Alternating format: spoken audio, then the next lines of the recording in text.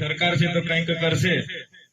જ્યારે પણ લોકસભાની ચૂંટણી હોય તો આપણે શેરખાનભાઈ જેવા આપણા યુવા લોકો ઉભા રહે, અમે મુસ્લિમ સમાજમાંથી હોય એટલે આ લોકો માત્ર એક જ મુદ્દો ચલવી આપે, હિન્દુ મુસ્લિમ કરી કરીને ચૂંટાઈ જાય ને અચ્છે દિન આएंगे.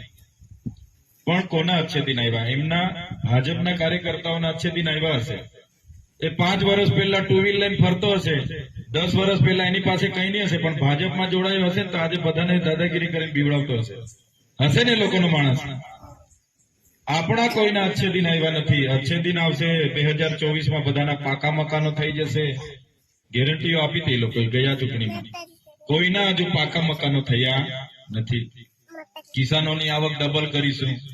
આજે દવા બિયારણ ખાતરના ભાવ ડબલ થઈ ગયા છે, પણ કિસાનોની આવક ડબલ થઈ નથી. એ લોકોએ મોંઘવારી ઘટાડવાની વાત કરી હતી. સૂત્રો તો બહુ એવું સારું લઈને આવ્યા હતા કે બહુત હુઆ મોંઘવારી કા માર, અબકી બાર મોદી સરકાર, એવું કરીને આવ્યા હતા ને લોકો. આપણને એમ લાગ્યું કે ઓહો આ તો ઉદ્ધાર કરી દેવાના, આપણો આપી દો ચાલો. પણ આજ મોંઘવારી ઓછી કરવા વાળા તમે જોઈ લો, તે વખતે કોંગ્રેસની સરકાર હતી, 450 નો ગેસનો બાટલો આપતા હતા લોકો. ત્યારે અમે સસ્તું કરીશું એમ કરીને આવા વાળા લોકોએ 1250 નો આજે ગેસનો બાટલો કરીને બેઠા છે. તે વખતે પેટ્રોલનો ભાવ 60 થી 65 રૂપિયા આપણે ભરાવતા હતા. મોંઘવારી ઓછી કરીને આવા વાળા લોકોએ આજે 95 રૂપિયા કરી દીધો છે. ત્યારે આવા જૂઠા લોકો સાથે હવે એમના પર કોઈ ભરોસો કરવાની જરૂર નથી.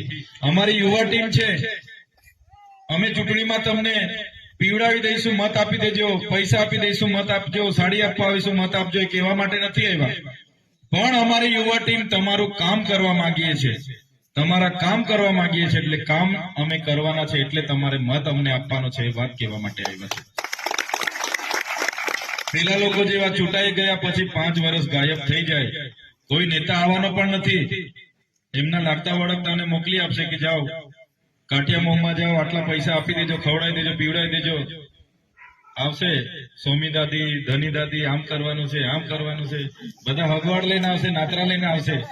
આવે છે ને બધા નવી હો વાળી કાઢશે. અહીંયા ઘરે ઘરે દરવાજા ખખડાવે કે લો 100 રૂપિયા લઈ લો, જાણે ઉદ્ધાર કરતા હોય એવા આપશે. પણ કહેવાનું ભાઈ 100 રૂપિયામાં કઈ આવતું નથી, મોંઘવારી વધી ગઈ છે ને. 500 રૂપિયા લઈ લેજો, પણ મત તમારે આ વખતે આપણા ઝાડુના નિશાન પર આપવાનો છે. સામેણો કહીએ ને આપણે, આપો વાલી સામેણો જ કહીએ છીએ ને આપણે, એમાં તમારે આપવાનો છે. એટલે આજ વિનંતી કરવા માટે આવ્યા છે. ભાષણ કરવાની પણ જરૂર નથી. તમે બધા જાણો જ છો, ત્યારે મનસુખ દાદા સાંસદ ચૂંટાયા પછી આજે તમે જોઈ લો, એનો કાર્યકાળ પૂરો થઈ ગયો.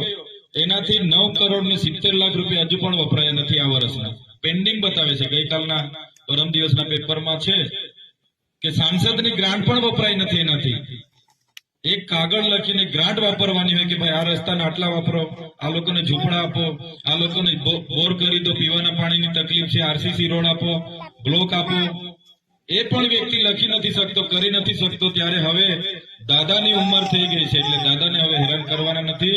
મનસુખ દાદાને આ વખતે હવે આરામ આપી દઈએ, આપણે આપી દઈએ ને. હવે અમારા જેવા યુવાનો તૈયાર છે. આ જોઈ લો તમે, અમારી પાસે મોટા નેતાઓ નથી, અમારી પાસે આવા નાના લોકો પણ ઈમાનદાર લોકો છે. પ્રમાણિકતાથી તમારું કામ કરવા માંગીએ છીએ, નિડરતાથી. આજે ભાજપ મોટા નેતાઓને બધાને ભેગા કરે છે કે ભાઈ આ લોકોને આપણે ડરી ગયા છે, આ લોકોને આપણે ગઠબંધન થયું છે તો રોકવા કઈ રીતે. બીટીપીના મોટા નેતાઓને ભેગા કરે છે, આમ આદમી પાર્ટી અને મારા હાથેનાને બધાને તોડી જાય છે, ઘણા કોંગ્રેસના લોકોને તોડી જાય છે કે ભાઈ આમાં કોન્ટ્રાક્ટ આપીશું, આમાં કોન્ટ્રાક્ટ.